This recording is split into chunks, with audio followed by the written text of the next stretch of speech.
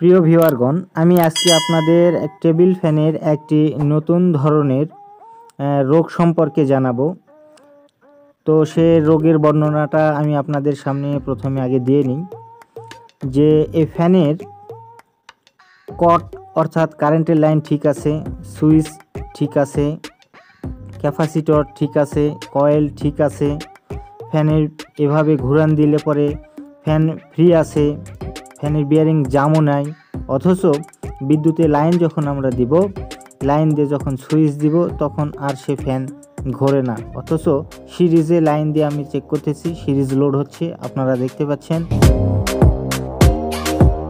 তো এই ফ্যানের কি সমস্যা হয়েছে, এই সমস্যার সমাধান কিভাবে করবেন, তো আশা করি পুরো ভিডিও জুড়ে আপনারা থাকবেন। আর আপনি যদি আমার চ্যানেলে নতুন হয়ে থাকেন তাহলে অবশ্যই সাবস্ক্রাইব করবেন, আর পুরাতন যারা সাবস্ক্রাইব করে আছেন তাদের অসংখ্য অসংখ্য ধন্যবাদ জানিয়ে আমি আজকের এই ভিডিওর সম্পূর্ণ বিস্তারিতভাবে আপনাদের জানানোর চেষ্টা করছি।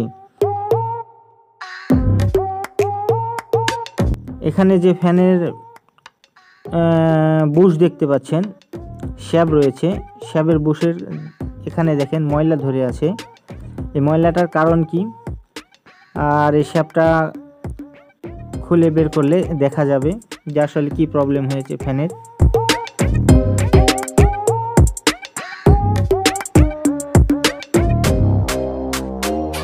ফ্যানের কয়েল এভাবে যখন আমরা ফ্যানের বডিটা খুলে নেব, কয়েল থেকে যেন তারটি ছেড়ে না যায়, এদিকে খেয়াল রাখতে হবে।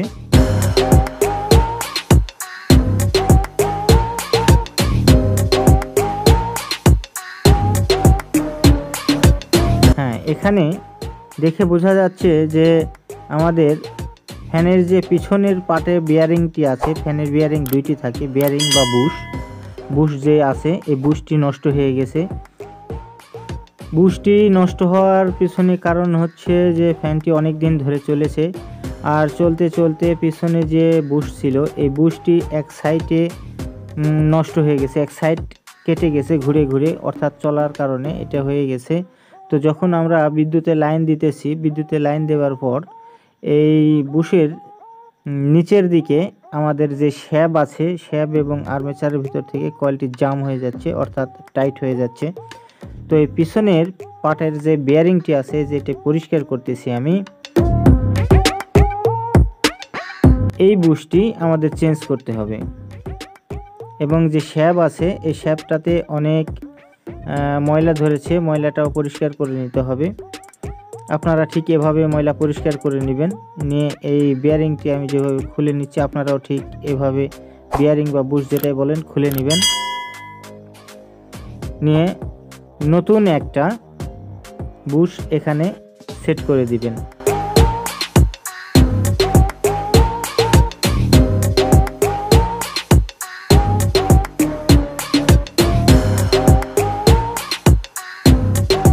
এই বুশটি পুরানো বুশ, এই বুশটি চেঞ্জ করতে হবে।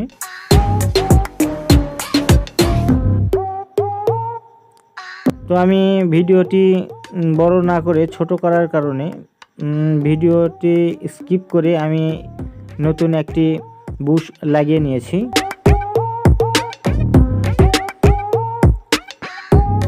এবং এনসি অটো থিনার দিয়ে তুলাতে নিয়ে আমি সেই শ্যাপটি পরিষ্কার করতেছি, যে শ্যাপের জায়গাটা থাকবে আমাদের বুশের মধ্যে, যে নতুন বুশটি ব্যবহার করা হলো, এই বুশের মধ্যে যদি সেই ময়লাগুলো যেয়ে থাকে তাহলে আবারও আমাদের সেই বুশটি নষ্ট হয়ে যাওয়ার সম্ভাবনা বেশি থাকে এবং অতি তাড়াতাড়ি নষ্ট হয়ে যাবে।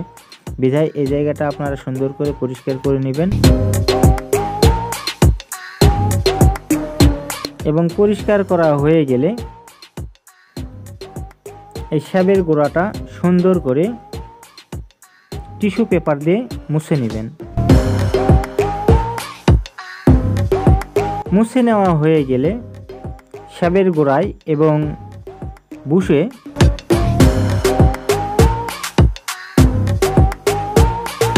বিয়ারিং অয়েল, এই যে দেখতেছেন বিয়ারিং অয়েল, এই বিয়ারিং অয়েলটি দিয়ে নেবেন। আর এই বিয়ারিং অয়েল যদি আপনাদের কাছে না থাকে, বিয়ারিং অয়েল কিভাবে তৈরি করতে হয় তার একটা ভিডিও আমার এই চ্যানেলে দেওয়া আছে, সেই ভিডিওটি দেখে আসতে পারেন। তো বিয়ারিং অয়েল দেওয়া হয়ে গেলে ঠিক পেছনের পার্টটি আবারও সুন্দর করে এভাবে লাগিয়ে দিবেন, যেভাবে খুলেছিলেন, এবং সতর্কতার সহিত লাগাবেন যেন কয়েল কেটে না যায়।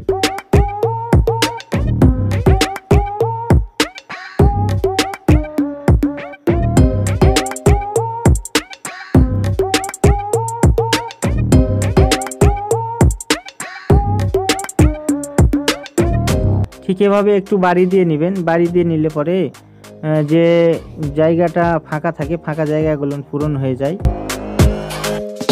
এবং স্ক্রু দিয়ে সব ফ্যানের স্ক্রুগুলো লাগিয়ে নেবেন এবং ফ্যানটি সেট করে নেবেন। দেখেন আমি একটু এভাবে রেখে ফ্যান চালিয়ে দেখাচ্ছি।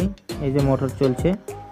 তো আমি ফ্যানটি আপনাদের স্কিপ করে গোটা ফ্যানটি বা সমস্ত ফ্যানটি আমি সেটিং করে নিয়েছি। নিয়ে এখন আমি আপনাদের আবারও ওই সিরিজের মাধ্যমে দেখিয়ে দিচ্ছি যে ফ্যানটি এখন রানিং। তো ভিডিও আজকের মতো এখানেই শেষ করছি। কথা হবে অন্য কোনো ভিডিওতে। ততক্ষণ পর্যন্ত আপনারা সবাই ভালো থাকবেন।